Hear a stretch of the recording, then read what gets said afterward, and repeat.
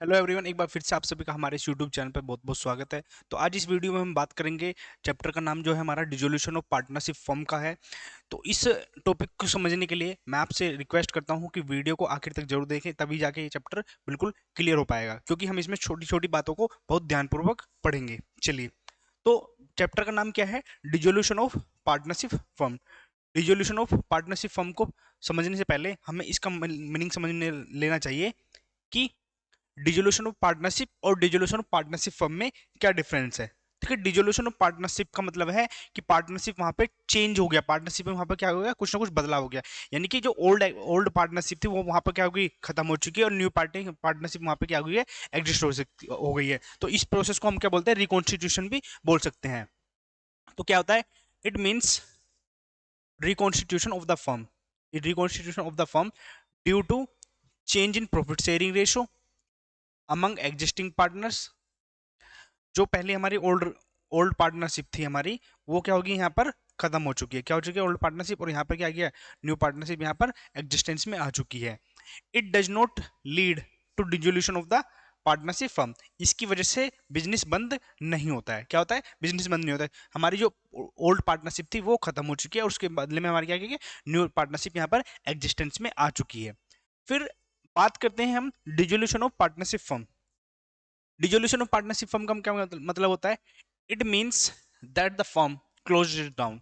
Firm यहाँ पर क्या हो चुकी है, बंद हो चुकी है। Its business assets are sold and liabilities are paid. Assets को क्या कर दिया गया है, यहाँ पर बेच दिया गया है, और जो लाइबिलिटीज थी वो हमारी, उनको क्या गया, पे कर दिया गया है। And business comes to end. And business यहाँ पर क्या हो चुका है, यहाँ पर एक बंद होने की कगार पर आ चुका है। In case of dissolution of partnership firm, partnership among the partners automatically ends up. Obvious सी बात है, जब बिजनेस बंद हो चुका है तो उनके बीच में जो पार्टनर्स के बीच में जो पार्टनरशिप थी वो वहां पर बिल्कुल खत्म हो जाएगी। तो आई होप ये दोनों पॉइंट आपको बिल्कुल क्लियर हो गए होंगे। तो अगर कोई बात करे, चैप्टर का नाम क्या है हमारे, dissolution of the partnership firm. ठीक है, इस बात को हमेशा ध्यान रखना है। बहुत बार एमसीक्यू यहाँ से बन जाता है कि dissolution of the partnership firm है यहाँ पर, जो चैप्टर का नाम है, कुछ भी हो सकता है यहाँ पर। चलिए, फिर बात करते हैं types of dissolution of firm. Dissolution firm के कितने टाइप्स होते हैं? Dissolution by agreement. अगर उनके बीच में कोई एग्रीमेंट है तो उसकी वजह से भी क्या हो सकता है, यहाँ पर बिजनेस बंद किया जा सकता है। कंपल्सरी डिसोल्यूशन और बाय ऑपरेशन ऑफ लॉ। किसी लॉ के थ्रू भी हम इसको यहाँ पर बिजनेस को बंद कर सकते हैं। Dissolution on happening N unexpected event. अगर कोई यहाँ पे कोई अनएक्सपेक्टेड इवेंट हो जाती है, अनलॉफुल बिजनेस वगैरह कोई यहाँ पर होता है, तो वहां पर आपकी dissolution of the partnership firm हो जाएगा। उसके बाद क्या करते हैं, dissolution by notice partnership at will. फिर उसके बाद डिसोल्यूशन बाय कोर्ट। अगर कोई कोर्ट का कोई नोटिस आ जाता है तो वहां पर भी आपको बिजनेस बंद करना पड़ सकता है।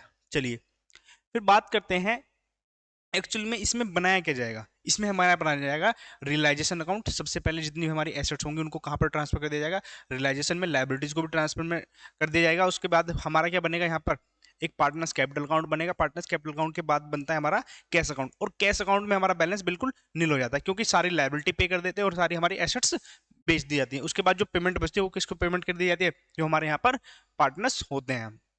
तो क्या कहता है, प्रिपरेशन ऑफ रियलाइजेशन अकाउंट। तो फर्स्ट स्टेप इसमें क्या होगा,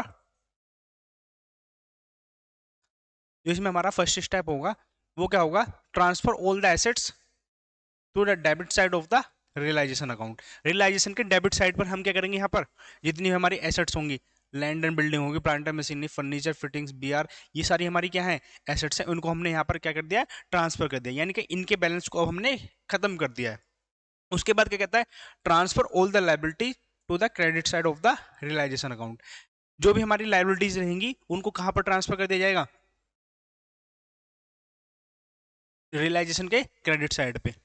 और कोई प्रोविजंस वगैरह बना रखे हैं वो भी हमारे क्या कर देंगे, रियलाइजेशन के क्रेडिट साइड पर ट्रांसफर कर देंगे। उसके बाद क्या कहता है स्टेप 3 में, credit the realisation account by the realised by selling the assets. जो भी हमारी एसेट्स यहाँ पर सेल की जाएंगी उससे जो भी पैसा आएगा वो कहाँ पर चला जाएगा, हमारा कैश या बैंक अकाउंट में। कैश या बैंक अकाउंट में हम उसको ट्रांसफर कर देंगे। वो किस नाम से होगा, सेल ऑफ एसेट्स के नाम से।